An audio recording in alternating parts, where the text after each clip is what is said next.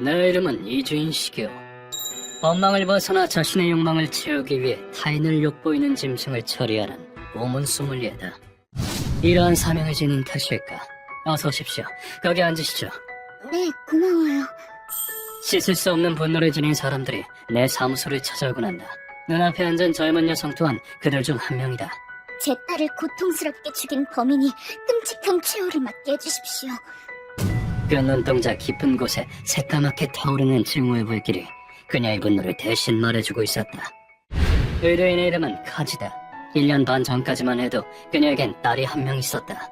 우리 딸 친구 100명 생겼으면 좋겠다, 그치? 응, 친구 잔뜩 만들어야지. 그 당시 의뢰인의 딸 아카네는 초등학교에 간 입학한 신입생이었다.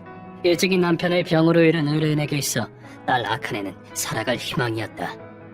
다음에 놀이공원 갈까? 다행스럽게도 의뢰인의 양친이 가까운 곳에 살았던 덕분에 아이를 키울 수 있었던 것이다. 딸과 놀이공원에 간다는 약속에 가슴이 들떴던 어느 날, 엄마 왔다. 어? 할머니네 갔나? 퇴근하고 집에 들어온 의뢰인은 딸의 부재를 알아차렸다. 의뢰인이 집에 들어온 시간은 저녁 7시. 아마도 할머니 할아버지네 집에 있겠거니 예상했다. 아니, 여긴 알았는데. 하지만 아카네는 그곳에 없었다. 그 사실을 안 의뢰인은 양친이나 이웃들의 도움을 받아 죽으라고 아카네를 찾아다녔다. 난 산 쪽을 찾아보겠네. 그럼 나는 상점가 쪽으로 가지. 의뢰인은 불안으로 심장이 터져버릴 것 같았다. 물론 경찰에도 신고했다. 유미코, 좀 쉬엄쉬엄 해, 응? 난 괜찮아. 아카네가 돌아올지도 모르니까. 하지만 며칠이 지나도 아카네의 모습은 발견할 수 없었다. 그런데 그런 의뢰인의 노력을 마치 비웃기라도 하듯 일주일 뒤에 의뢰인은 최악의 결과를 통보받게 되는데 조의를 표합니다. 아카네가 산속에서 시체로 발견된 것이다. 아카네는 가슴을 칼로 여러 차례 찔린 상태였다. 범인은 강한 살을 품고 있었을 것이라고 추측됩니다. 어떻게 이렇게 끔찍한 짓을. 봉합된 상처를 벗을 때 의뢰인은 딸이 느꼈을 고통을 생각하며 하염없이 눈물을 흘렸다. 아카네의 장례식을 끝낸 뒤 의뢰인은 거의 얼빠진 것처럼 지냈다. 힘든 건 이해하네만 다시 생각해볼 수는 없겠나. 죄송하지만 지금은 이래야 할 의미를 못 느끼겠습니다. 딸을 키우는데 필사적이었던 의뢰인은 삶의 의미를 잃어버리고 말았다. 그런데 시간이 지나도 범인은 체포될 기미가 보이지 않았다. 저 형사님, 범인의 수사는 어떻게 되어가고 있나요? 죄송하지만 열심히 수사 중이라는 말씀밖에는. 범인의 체포 소식만이 의뢰인이 살아가는 이유가 되어버렸다. 벌써 몇 번째 드나드는지 모를 경찰서를 뒤로하고 집으로 가던 중이었다. 안녕, 네가 마남이니? 네 엄마가 널 부르고 있어. 우리 엄마가요? 응, 엄마 뱃속에 아기가 있지 않니? 그래서 오빠가 대신 널 데리러 왔단다. 초등학생에게 말을 거는 수상한 남자가 눈에 들어왔다. 그 순간 뇌리에 딸의 모습이 스쳐 지나갔고 의뢰인은 초등학생을 필사적으로 보호했다. 보세요, 당신! 지금 애한테 무슨 수작을 부리는 거죠? 진정하세요. 전 진짜 그 아이 엄마한테 부탁받은 거라니까요. 남자가 서툰 변명을 늘어놓았지만 의뢰인은 그 말을 들은 채도 하지 않았다. 염려된 나머지 경찰에 신고까지 했지만 놀랍게도 남자의 말은 사실이었다. 이 동네에서 착하기로 유명한 청년인데 모르셨어요? 정말 죄송합니다. 그럴 수도 있죠. 괜찮아요. 남자를 편견을 잇는 길로 봤다는 사실을 그 당시엔 부끄럽게 여겼었다. 하지만 딸을 잃은 분노와 슬픔 때문에 여자애를 보던 그 눈빛, 역시 마음에 걸려. 의뢰인의 축은 예리할 대로 예리해진 상태였다. 그 청년의 눈 깊은 곳에는 음흉한 무언가가 있었다. 이를 꺼림칙하게 여긴 의뢰인은 독자적으로 조사를 시작했다. 스스로 조사에 임하는 것은 물론 흥신소의 도움까지 빌렸다. 이 남자에 대해서 알아봐달라 이거죠? 네, 부탁 좀 드릴게요. 여기 계약금이요. 훗날 딸을 위해 쓰려고 모아둔 돈에 손을 댔다. 이런 일에 돈을 쓰게 되리라고는 상상도 못했었지만 그렇게 조사를 거듭한 결과 그 청년의 이름이 하야사카 나오토라는 것을 알게 되었다. 이 근방 대지조의 손자로 지역 내에서 맘씨 좋은 청년으로 유명한 모양이더군요. 그래요? 그렇게 착한 청년이 딸에게 손을 댈 리가 없다고 자신이 착각했음을 인정하려던 그때 의뢰인은 조사 보고서에 기재된 어떤 내용의 시선을 사로잡혔다. 그 하야사카란 사람 가끔 밤에 외출을 한다고요? 예, 목격 정보가 있더군요. 이유는 잘 모르겠습니다만. 평소 같았으면 딱히 문제될 것 없는 내용이었겠지만 의뢰인으로서는 그냥 지나칠 수 없는 사실이 하나 있었다. 아카네가 죽은 날에도 외출을 했어. 심지어 시간도 딱 맞아. 의뢰인은 확신했다. 자신의 촉이 바로 이걸 말해주고 있었던 것이라고. 조사서를 손에 들고 의뢰인은 경찰서로 달려갔다. 겨우 그거 가지고 수사를 어떻게 합니까? 전 알 수 있어요. 딸의 죽음과 이 남자가 관계가 있다는 걸요. 체포하고 말고를 감으로 결정하면 세상에는 억울한 사람 천지죠. 하지만 경찰은 조사서만으로는 증거가 되지 않는다며 퇴짜를 놓았다. 경찰은 이제 믿을 게 못 되었다. 의뢰인이 뒷세계에 팔을 들이는 건 당연한 수순이었다. 정말 범인에 대해 알 수 있는 건가요? 그렇대도 우선 30만 원 주시오. 하지만 일은 잘 풀리지 않았고 대부분이 사기꾼이었다. 더욱이 위험성 또한 컸다. 언니한테 딱 맞는 일자리가 있지? 응? 따라와! 싫어요. 이거 놓으라고요. 한글의 손에 업소로 팔려나갈 뻔한 적도 있었다. 그럼에도 불구하고 의뢰인은 꺾이지 않았다. 내가 포기할 것 같아? 아카네를 죽인 범인이 죗값도 치르지 않고 살아있다니 난 절대 인정 못해. 그런데 그때 한 호스티스가 의뢰인에게 말을 걸어왔다. 소용없어. 그래봤자 쓸데없이 돈만 내버리는 셈이니까. 그랬구나. 그 사건의 피해자가 당신의 딸이었다니. 근데 그래서 딸의 복수를 하려고. 그럼 내가 딱 알맞은 사람을 소개해줄게. 악당은 절대 놓치지 않는 괴물을 말이야. 호스티스는 의뢰인에게 내 이름을 알려주었다.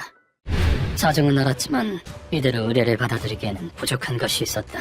그렇지만 카주타 씨, 범인이 하야사카라고 어떻게 확신합니까? 명백히 증거가 부족하지 않습니까? 나는 일부러 강한 어조로 물었다. 그 시간에 외출했던 사실과 그 남자의 탁한 눈. 전 확신해요. 그놈이 범인이에요.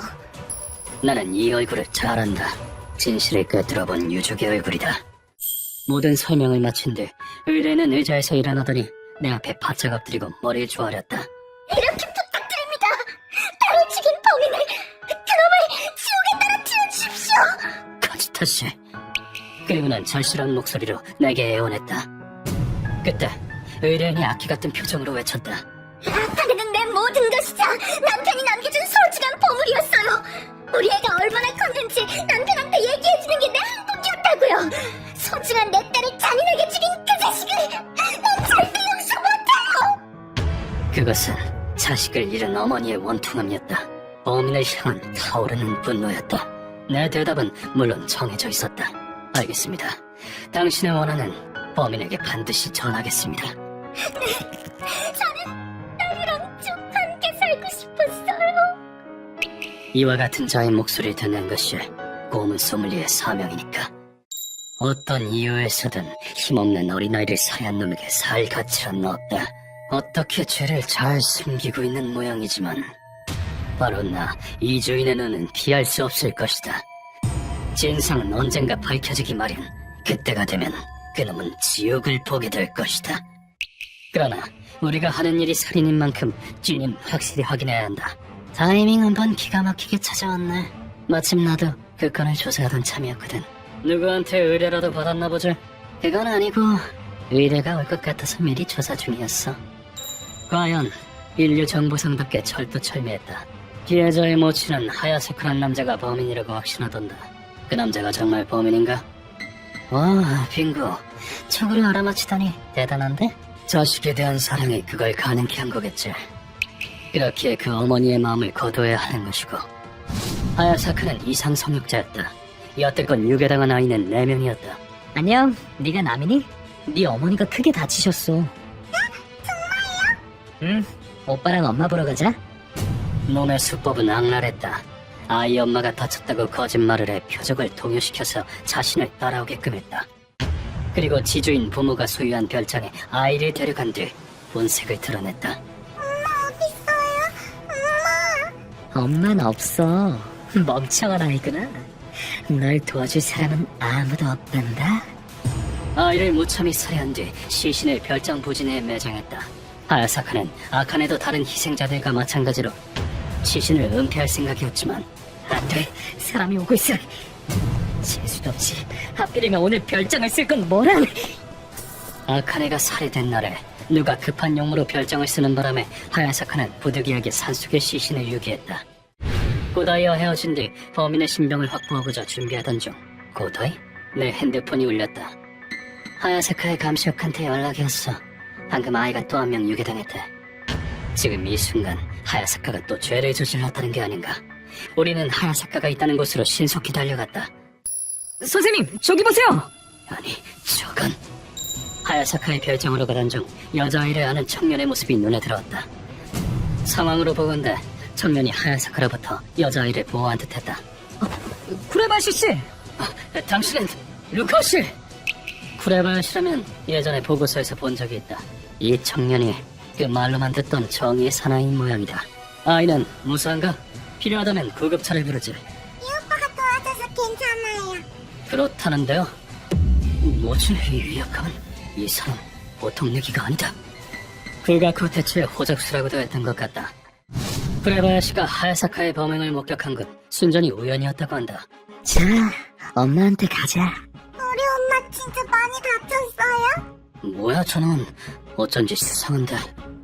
야생의 감인지 쿠레바야시는 하야사카가 악인임을 직감적으로 간파했다고 한다. 달리는 자동차를 쿠레바야시는 자전거로 추격했고, 엄마한테 전화 왔었어. 오빠가 속인 거지. 그렇지? 얌전히 있지 뭐. 야, 너 뭐야 임마! 가히 놀랄만한 다리 힘으로 차에 따라잡았다. 그리고는 차의 바짝부터 조수석 창문을 주먹으로 깨부쉈고, 자식아 이 그냥! 꼬마야, 오빠 깍 좀 마! 안 돼! 차 안에 있던 아이를 구출하는데 성공했다고 한다. 정말이지 놀라운 신체 능력이 아닐 수 없다. 자전거로 차를 따라잡았단 말이야? 그 정도면 사이클 선수급인데 약자가 고통받는 걸 못 견디는 성이라서요. 위기의 순간에 괴력을 발휘한 셈이죠. 악인을 향한 분노를 힘으로 바꾸는 타입인 모양이다. 나는 아이를 쿠레바야시에게 맡기고 하야사카를 잡기로 했다. 쿠레바시 씨는 지금보다 더 강해지고 싶으신 거죠? 뭐, 그럼 좋겠죠. 그럼 우리 선생님께 가르침을 받아보는 게 어때요? 도장도 따로 마련돼 있는데. 그런데 자리를 벗어나려던 찰나 루카가 해맑은 얼굴로 이런 말을 꺼내는 게 아닌가. 남을 지도할 권한은 없지만 해제자가 이렇게까지 말하는데 거절할 수 없는 노릇이다. 좋다. 원한다면 오도록 해. 이주인 씨의 실력은 분위기만 봐도 알 수 있어요. 어디 한 수 가르쳐 주십시오. 너 악수로 힘겨루기라. 재미있군. 아무쪼록 쫄깃탁. 무시무시한 위압감이다. 나도 모르게 힘을 꽉 주게 돼. 예상대로 하야사카가 도망친 곳은 별장이었다. 자꾸 바깥을 휘끈거리는 걸 보니 추격자가 있을까 불안한 모양이군. 선생님, 저놈 얼굴을 보니 너무 화가 나는데 제가 뭉개도 될까요? 얼마든지. 참 짜증나게도 생기셨네요! 가속이 붙은 강력한 주먹 한 방에 놈은 의식을 잃었다. 자, 가볼까. 죄를 청산하라. 우리는 하야사카를 고문실로 옮겼다. 선생님, 준비 다 됐습니다. 좋아. 이제 이 변태놈을 깨우도록 하지. 어린아이의 목숨을 빼앗은 놈에게 편안한 잠 따위 용납되지 않는다. 놈이 상쾌하게 눈을 뜰 수 있도록 뺨에 주먹을 꽂아 넣었다. 이와 쓰레기! 언제까지 퍼질러 잘 거냐? 나도 모르게 과하게 패버렸지만 이놈 얼굴이 짜증나게 생긴 걸 어떡하나. 늘 그랬듯이 그 질문을 던진다. 너는 어린 여자아이들을 농락하고 기어이 살해했다. 피해자는 절망의 늪에 빠진 유족에게 죄송스럽지도 않나. 하지만 놈의 입에서 튀어나온 건 지극히 이기적인 헛소리였다. 죄송스럽지 않냐고? 잘도 그러겠다. 난 착한 일을 한 거야. 그 애들이 추하게 커버리기 전에 아름다운 모습으로 보내줬잖아. 오히려 나한테 고마워해야 하는 거 아니야? 이놈에게 아무래도 인간의 마음이 존재치 않는 모양이다.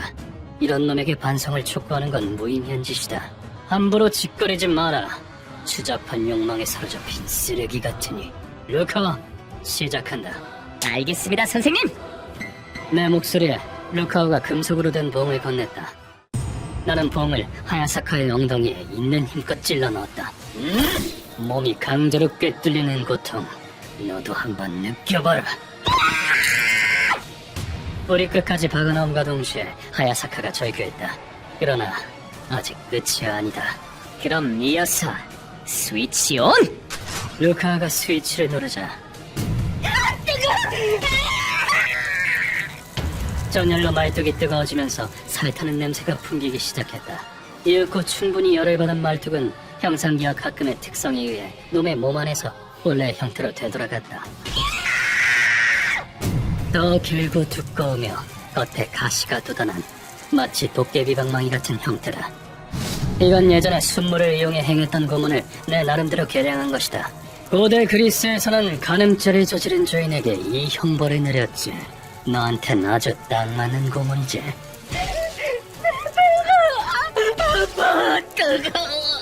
고온으로 내장이 익어가고 갈기각이 찢기는 건 말로 설명할 수 없는 고통일 것이다. 부잣집 도련님께서는 그 고통을 차마 견딜 수 없었던 모양이다. 살려줘! 제발게! 줄값은 줄일 테니까 제발! 놈은 고작 몇 분 만에 목숨을 구걸하기 시작했다. 이 남자를 용서할 것인가? 답은 이미 정해져 있다. 무슨 소리지? 난 착한 일을 하는 거야. 너 블로불서야? 아닌데... 그럼 내가 죽여주는 것에 감사하도록 해. 추하게 나이 먹기 전에 젊은 모습으로 갈 수 있잖아. 천천히 온도를 올려주지. 실컷 고통받다가 가라고. 뭐 블로불서라고 대답했다면 정말 죽지 않는지 보여달라고 할 작정이었다만 아사카는 그로부터 장장 7시간을 고통받다가 끝내 숨이 끊어졌다. 어때 루카? 뺄 수 있겠나? 안 빠질 것 같은데요? 안으로 완전히 파고 들어갔어요. 이 고문은 뒤처리가 골치로군. 개선점이 필요하다고 나중에 적어둬야겠다. 이리하여 이번 의뢰는 마무리되었다. 별장 지부 내에서 어린아이로 추정되는 시체가 발견되어 이로써 희생된 아이들이나 그 가족들도 이제 앞으로 나아갈 수 있겠지. 비록 결말은 잔혹하나 모든 일에는 끝맺음이 필요한 법. 아무리 슬픈 일이라도 마침표를 찍을 수 있다면 앞으로 나아갈 수 있을 것이다. 여담으로 사건이 있고 며칠 뒤에 프레바야시가 내 사무소를 찾아왔다. 이준씨, 한 수 배우러 왔습니다. 좋다. 어디 한번 제대로 덤벼보도록. 무한대의 잠재력을 가진 남자 프레바야시는 상당히 재밌는 친구였다. 이 이야기는 훗날 소개하도록 하겠다.